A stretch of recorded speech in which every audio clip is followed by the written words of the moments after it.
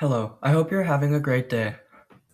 Like I said at the end of last video, this video will be all about Terra, so I hope you enjoy.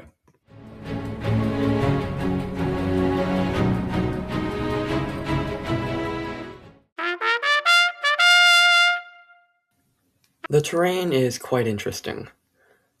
Lots of hills that spread through almost every single part of the planet, as well as a bunch of sinkholes that you can also find spread out throughout the planet.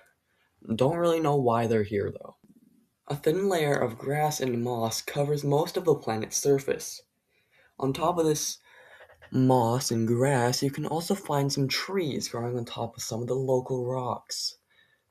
You find these all over the planet actually. I'm not sure why the trees are deciding to grow on the rocks. It's a bit odd. If someone could explain to me why the trees are deciding to grow on the rocks all of a sudden, I would really appreciate it, because I don't understand why they would want to grow on rocks. Why not just grow on the ground?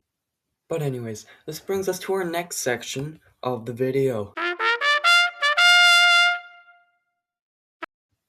For this part of the video, I will be giving a short 5-second description on all the rocks and plants on the planet, so I hope you're ready. These guys are the trees that grow on rocks, don't really like them. These guys think of them as purple palm trees, just a bit shorter. These guys are also the trees that grow on rocks, not sure why again. These guys are like the trees that grow on rocks, but with skinnier roots and less leaves. These guys are a rock, or a tree I guess, that grows around the rock. These guys are these cute little flowers that you can find on the ground. This guy is a tree that is really good for building a tree house on top of. This guy is a rock with little plants growing out of him, with 3 leaves. This is a really good bush if you're trying to hide for hide and seek. Medical values too. This is a rock with mushrooms that I'm guessing you could probably eat and would be safe. This is a stalactite or a stalagmite, I'm not sure which is which. Might have to look that up. This is your average rock that you find on the ground, pretty good for skipping. This is also your average rock, but not used for skipping. This is a rock with leaves growing out of the bottom, along with smaller rocks on top. This is a stalagmite, I think. And this is this cave rock that you can find, also with mushrooms that you could probably eat. Okay. That was a lot. I do not remember there being that many. But anyways, that's all for the flora section and the rocks. Now it's time to move on to the next part of the video, which would be...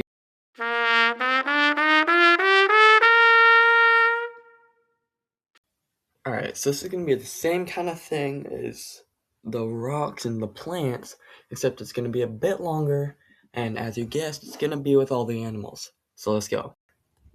Slopoxia.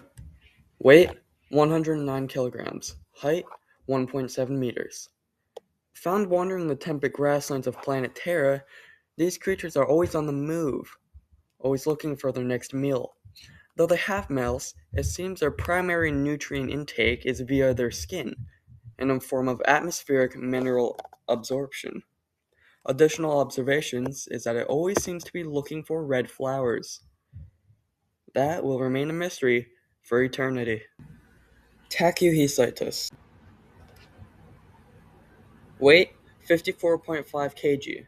Height, 1.3 meters. Found on planet Terra, where the temperate climate and frequent rainfall encourage the rapid evolution of new life forms. Submissive without being timid, these gentle creatures know no fear, only curiosity. Their blood is highly toxic to most predators, thanks to their oxide-rich diet. An additional observation is that they regrow teeth each day. This little fella came right up to me. He wanted to see who I was, so I told him. Hallurum. Weight, 61.9 kg. Height, 1.4 meters. Found on planet Terra, Hallurum has adapted to the temperate climate and humid atmosphere. These flying insects are drawn ever onwards by a terrible hunger. Their hunt is never-ending. Filtering gills inside their cheeks allow them to suck up water and extract nutrient from algal blooms. Additional observations is that these little fellows tend to have night vision.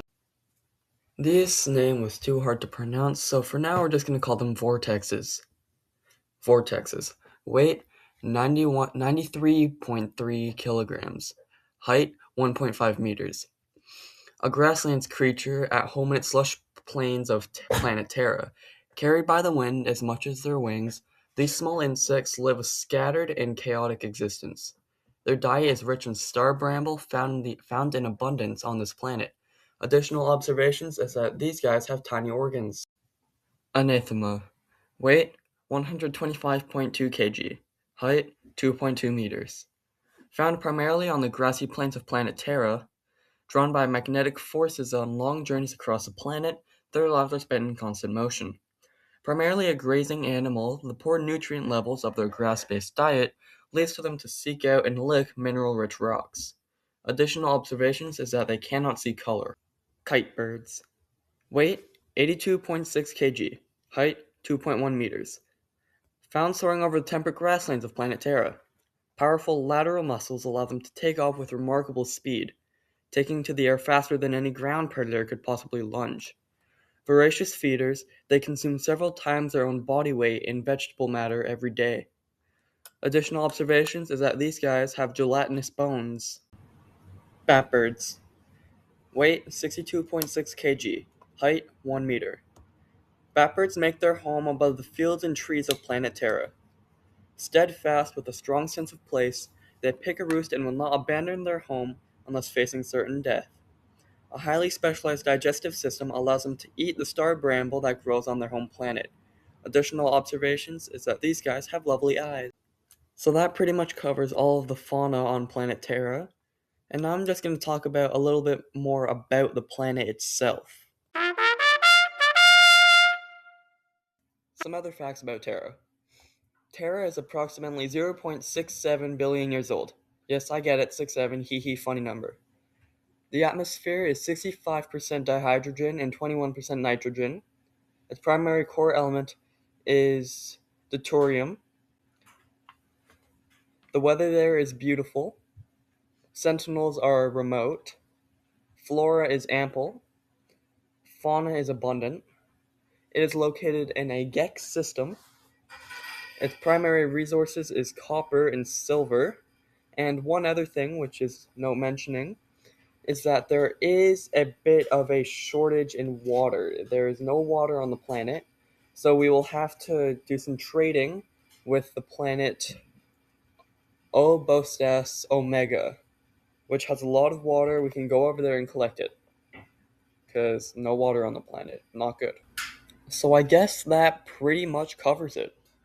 That's all I have to talk about Terra. And yeah. So if you guys have any other ideas for videos about No Man's Sky, the space game, I will gladly accept any ideas, and one of them might be in one of my next videos. So thank you for watching, and I hope you enjoyed.